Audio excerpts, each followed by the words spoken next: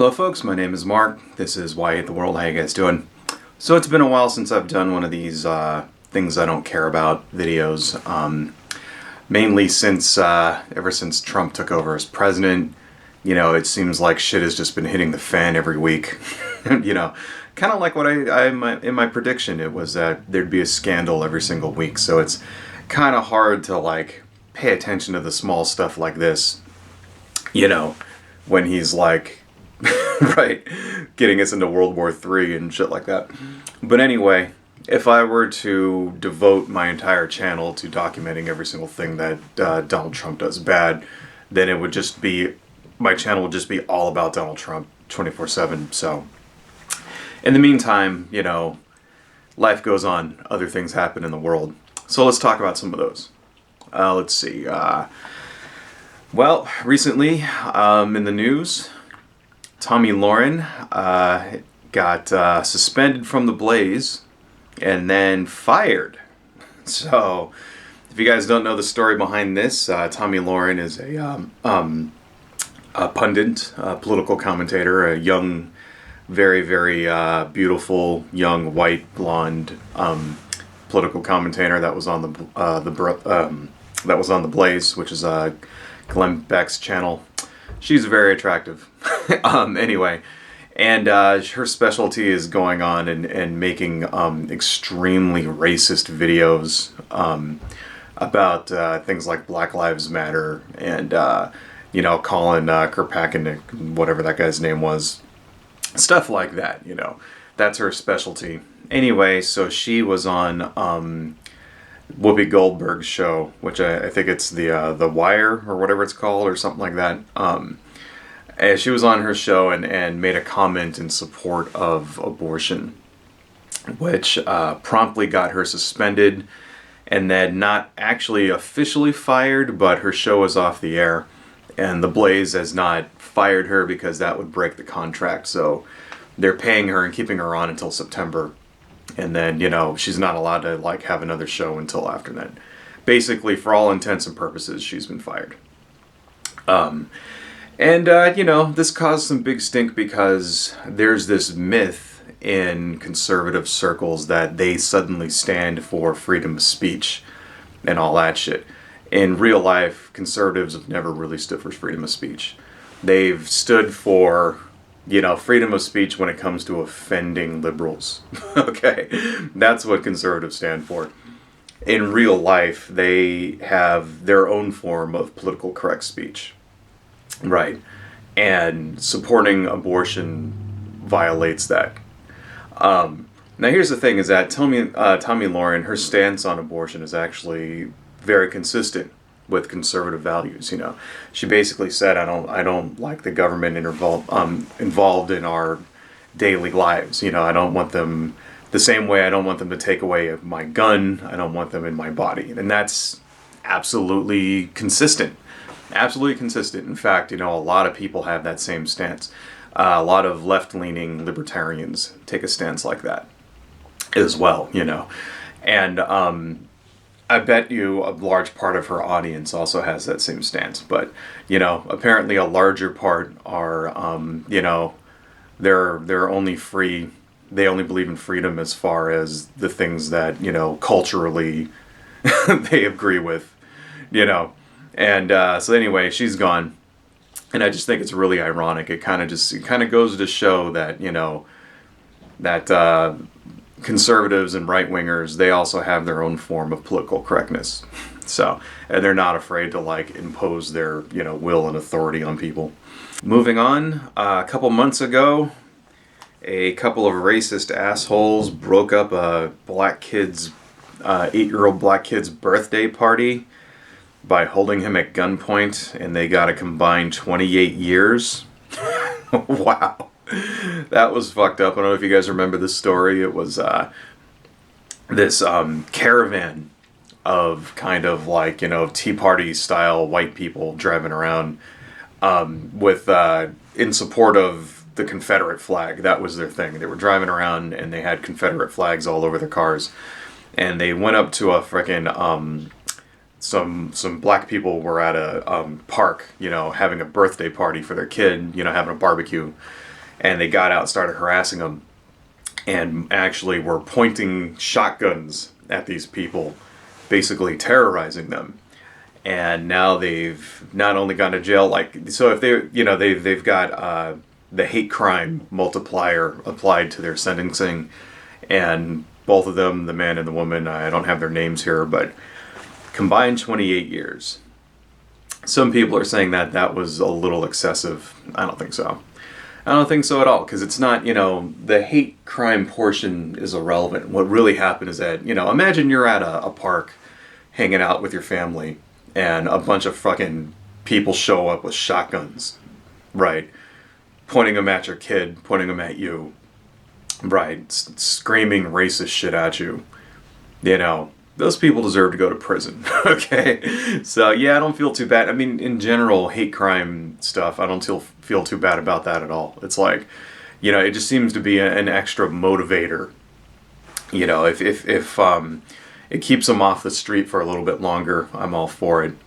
And maybe if these people know that that's going to happen, the next time these assholes are driving around in their stupid fucking cars, waving their stupid fucking flags, they won't do this thing. Anyway, moving on. Jontron is not a Nazi. I don't know where this shit came from. Jontron, for you guys out there, I'm sure you all know who he is. He's a game reviewer. And he made a couple of Nazi jokes and, you know, made some Jew jokes and some gay jokes and some Nazi jokes. And that's basically got the whole SJW crowd up in arms, calling him a Nazi, trying to get him banned off of YouTube, shit like that. That's bullshit. I mean, come on, man. He's like, you know, calling him like a Nazi is like calling George Carlin a rape apologist because he made rape jokes, you know? I'm a firm believer that you should be able to make a joke about anything, you know, just like George Carlin says in one of his stand-up specials where he says, you know, rape is not funny, but you can joke about it. You can joke about anything, you know, and even though, like, it may be in bad taste, right? The joke may offend you, that kind of thing. That's absolutely, that's valid, but you know what? You don't get to be the arbiter of what someone is and isn't allowed to say, or what someone is and isn't allowed to joke about. You know, and if you don't like his jokes, that's one thing. But trying to, like, insinuate, like, that man's a Nazi because he made some jokes, that's bullshit, you know? So, I don't think so. I mean, you know, some people have also pointed out that he's made some, like, race realism type comments and stuff like that. And it's like, alright, well, if you object to that kind of thing, then don't watch him, okay? Don't watch him at all, right? I don't mind it so much. I mean, here's the thing, is that I think the race realism stuff is complete, like, you know, horseshit, right? I can't stand people that say that kind of thing.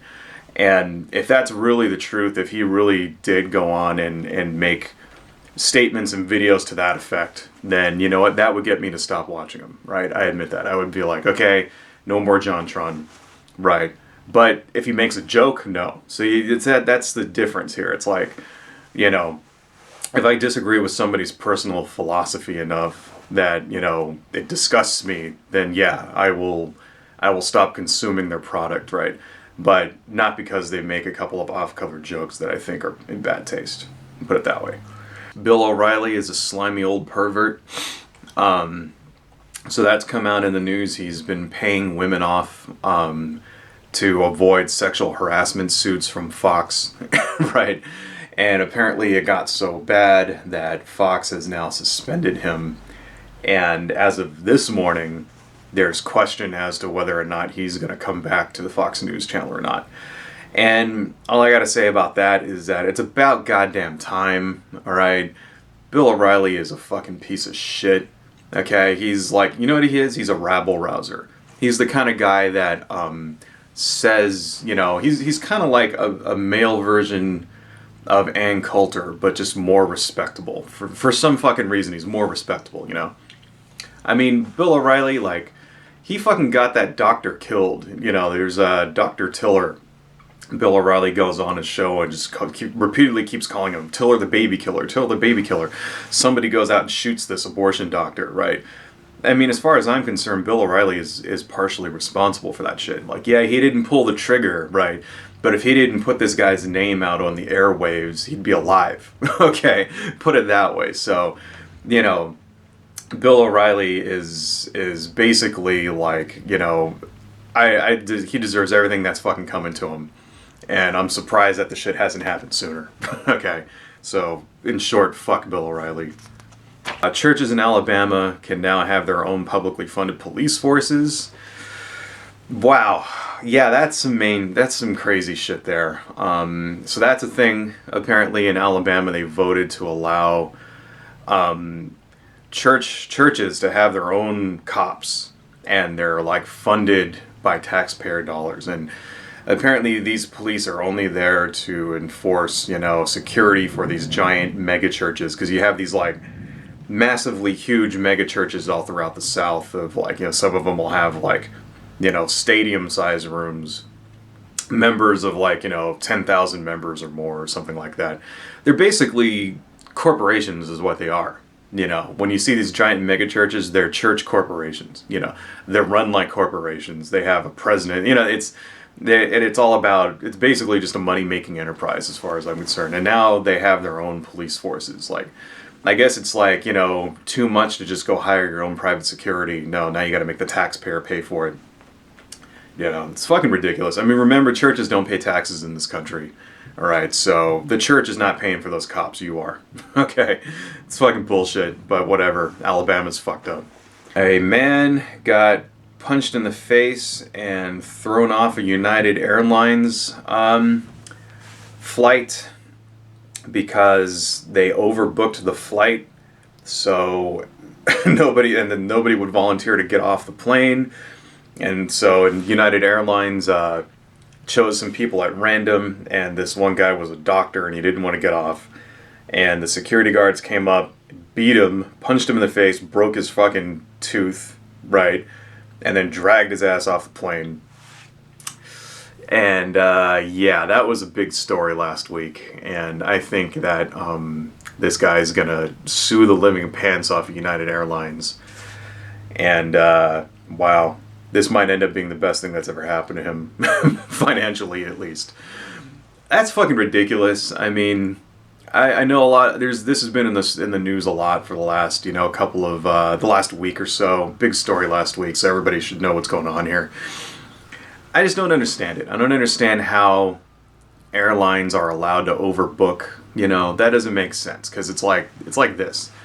They know that they're basically gambling, saying, okay, well, some people are most probably not going to come, so we will book more people than the plane will hold, right? Betting that some people won't show up. Okay, most of the time, you know, maybe that happens. You know, most of the time they don't even, you know, fill the plane, to be honest, right?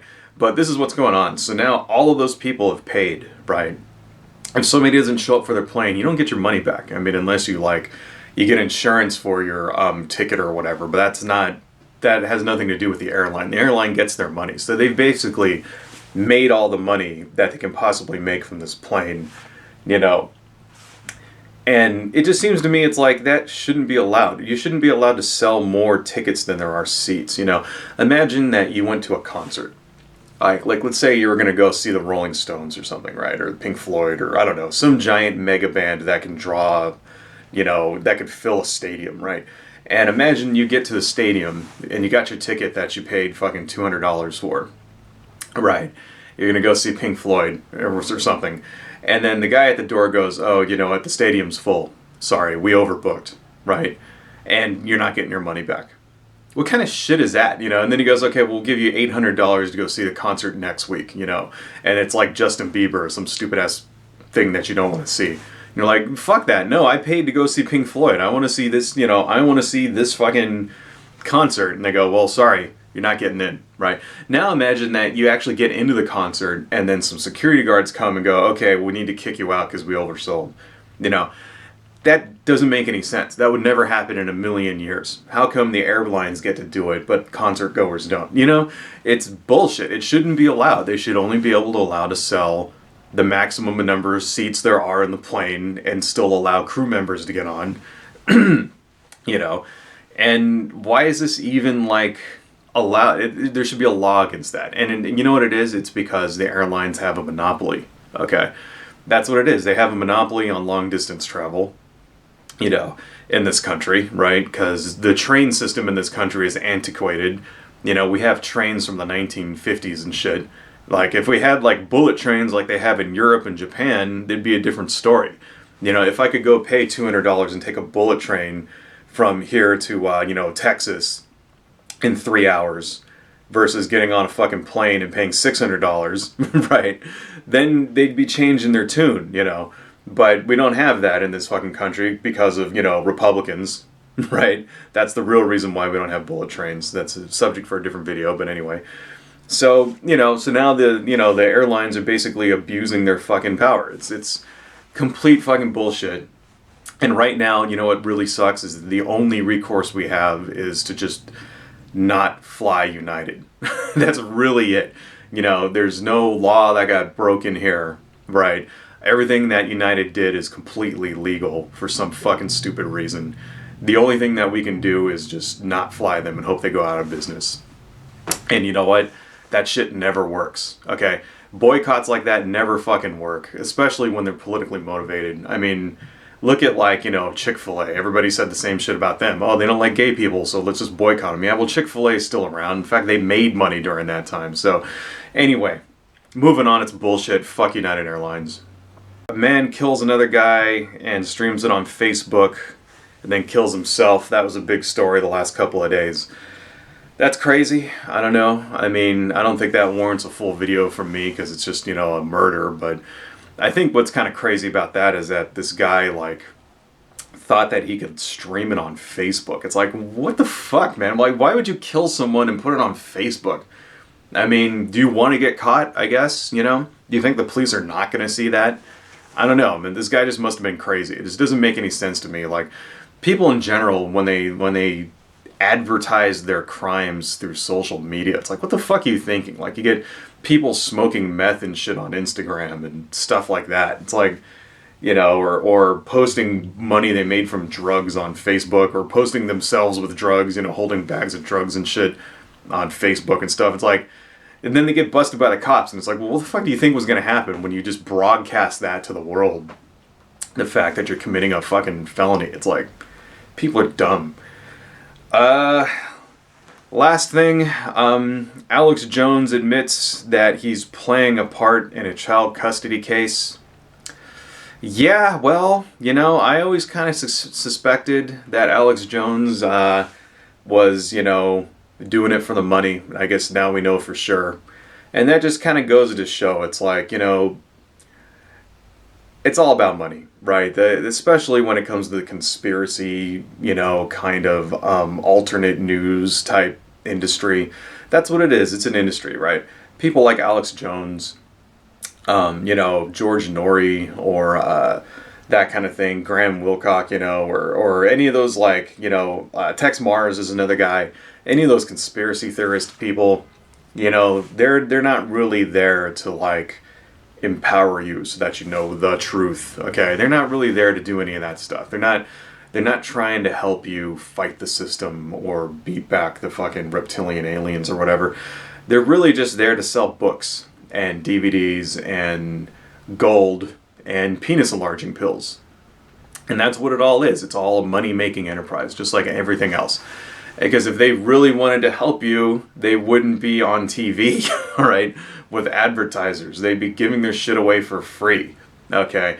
Alex Jones would have a free website. He'd be distributing stuff for free to people.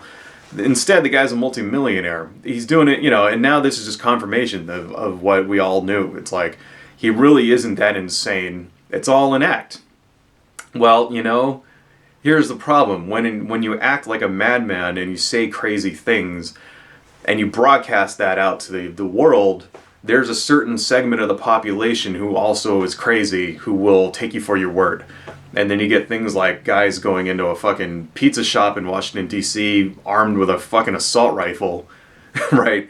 Because you told them Hillary Clinton was fucking, you know, abducting children and cooking them in satanic fucking rituals there, right? What the fuck do you think's gonna happen? I mean, I don't know. I just, any respect, because there may have been like a little tiny respect I might have had for him if I thought he was authentic. If I thought he was really crazy and he like really believed it and really drank the Kool-Aid, then it's like, okay, well, at least he's not lying. Well, now the fucking guy's insane and he's lying at the same time. So, in short, fuck Alex Jones. Anyway, I think that's it for now. Adios, folks.